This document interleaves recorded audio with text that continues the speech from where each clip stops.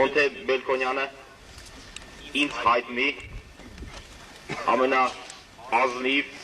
հայն էր, չեմ չափազանցնում եւ ասում եմ ոչ թե իր հուղարկավորության օրը ապշելու ազնվության տեր մարդ էր, իր ապշելու քաջությունը այնքան չէր զարմացնում, որքան իր ապշելու ազնվությունը ու քաջության ու ազնվության այդ խարդուրցով ինքը դարավ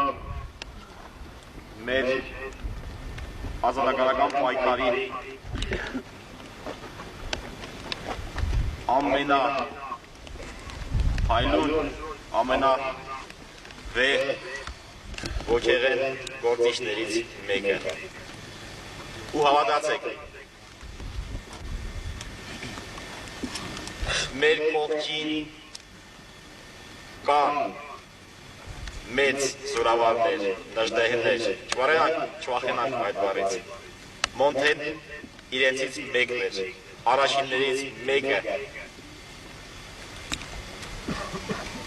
Մոնթեն իսկապես բանակի, հայոց բանակի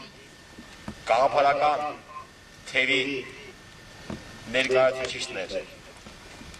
Այն հրաշալի խառնուրդը, որը վաղը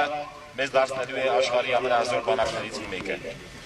Մոնթեի կորուստը շատ մեծ կորուստ էր։ Դա լոկ զորավարի, դա լոկ զինվորի կորուստ չէր։ Ուղղակի,